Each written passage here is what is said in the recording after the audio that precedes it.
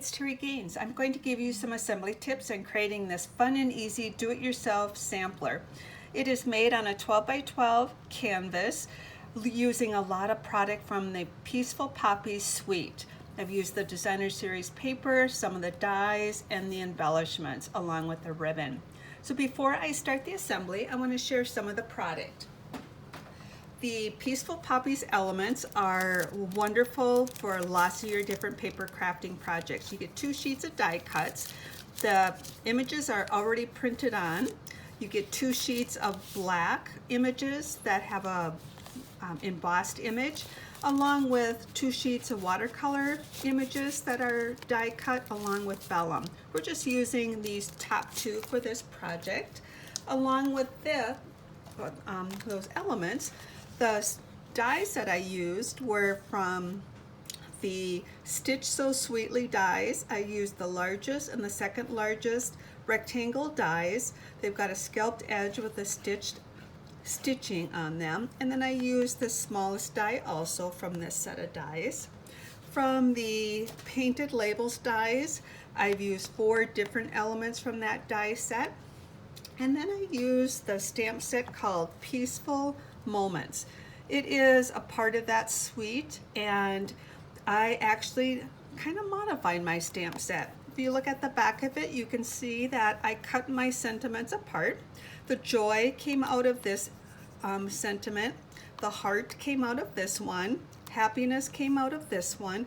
And this one, maybe I'm not on the camera. This one was one long stamp, and I cut it in half. I can always piece it back together like a puzzle and use them as their original sentiment, but I have lots of versatility, so I can stamp them as individual words versus the full sentiment. So what I'm going to do is show you how I stamped up the portions for this sampler. I'm using the Stamparatus. I have already created a template. Just took a piece of cardstock, cut it down to 5 by 7. That way it will fit into the stamp case, and I'm just holding it down with a magnet.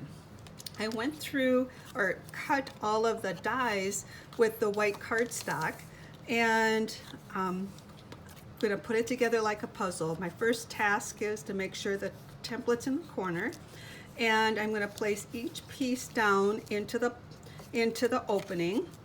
And we have these 2 little elements over here. Put these in.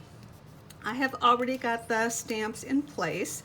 If you look in the comment section of this video, you will see a direct link to another video and blog post that will show you how I line these up.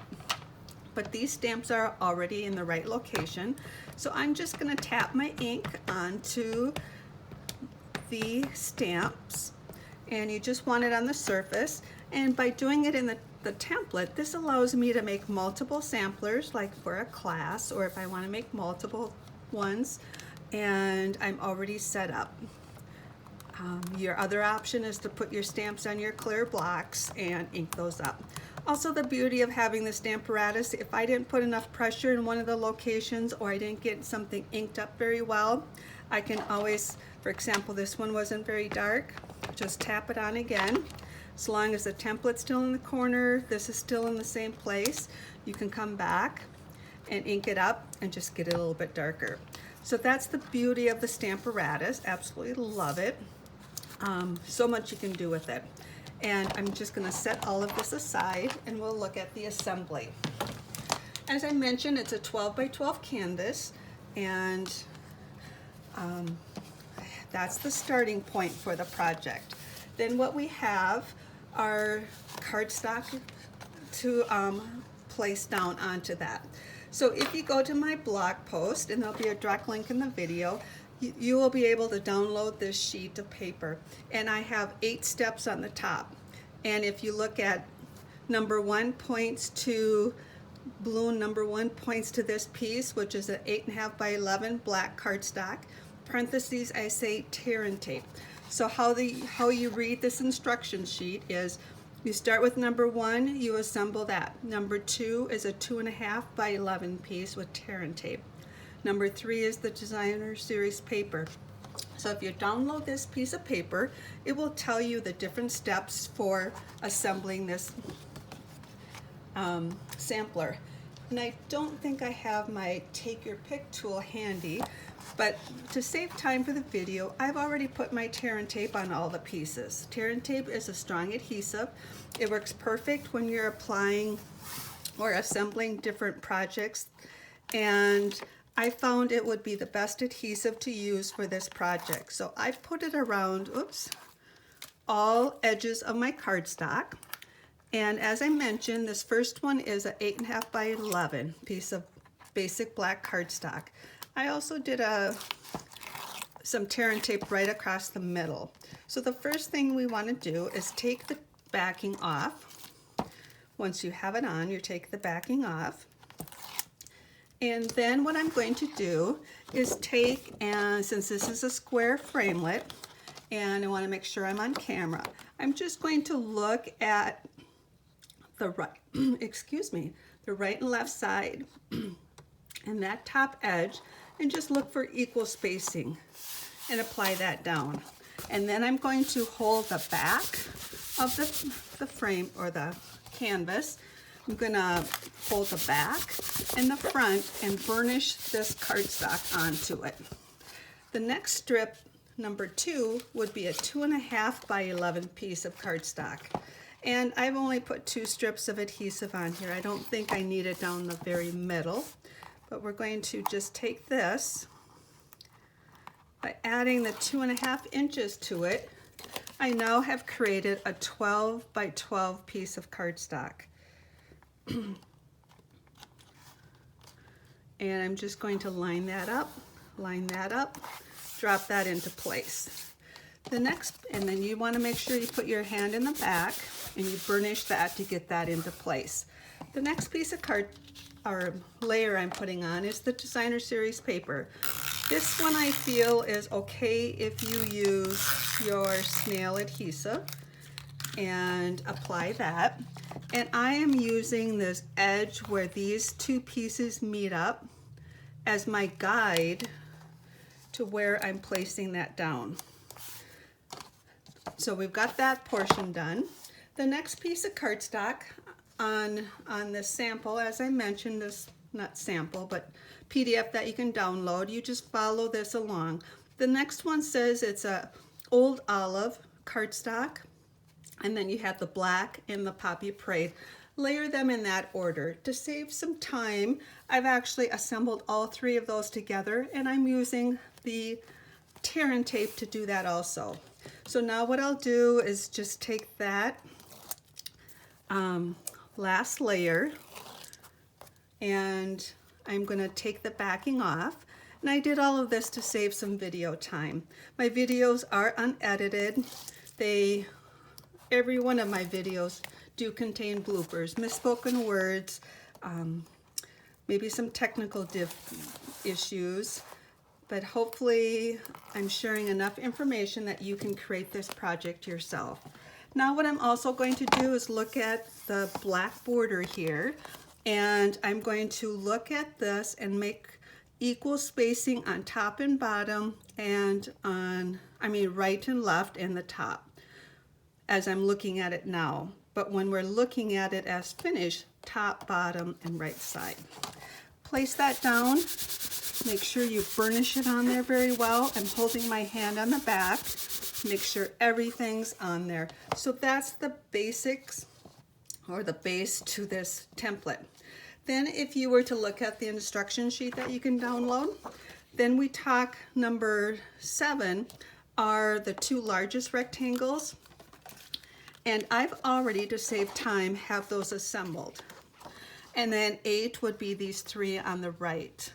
So if you go down to this portion of the sheet, it will tell you on the top is the first thing.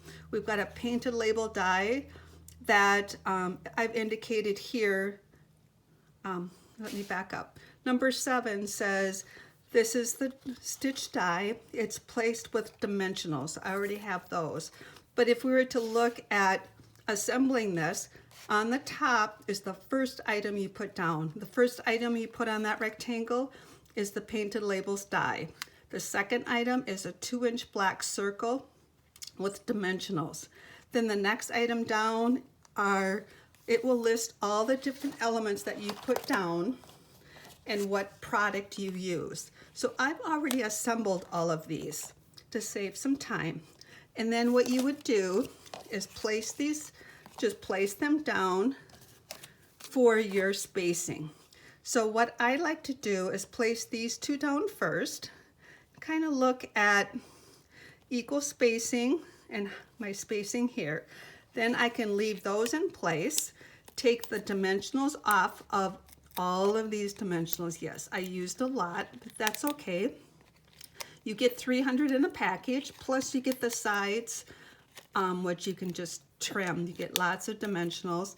And I don't want this to collapse. I want this to stay supporting it.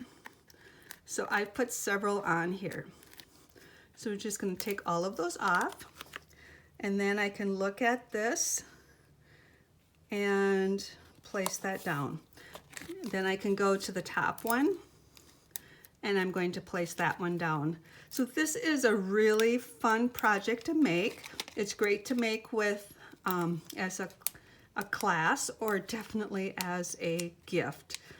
And as I just go through and take all of these off, this will be the last one I do. There's one more tip I want to share with you that I failed to tell you as I assemble one of these elements. I'll share you within a minute. But keep in mind, these elements can also be elements to a greeting card. So I'm going to just look at that and place that. Once I have those two down, then what I'll do is I'll place this top corner one next. I'll place this one next. And then this one, equal spacing right in the center. So that's how I would assemble. The tip I wanted to share with you is on this piece, the element that I used is a longer strip and it goes on here first. So place that on first with your adhesive, then trim it, and then you will finish your assembly. But that's how easy this is. And as I mentioned, it can be cards, so this element is actually the same as a card. So I will have a direct link to a blog post that shows how you can use these different elements for your cards instead of a 12 by 12 sampler. If you found me via YouTube, look in the direct comment section for a direct link to the blog post where you'll find the supply list and this tutorial you can download. And I would love to have you subscribe to my YouTube channel. Just click the red box under the video. Thanks for stopping by, and I hope you enjoyed creating this project with me.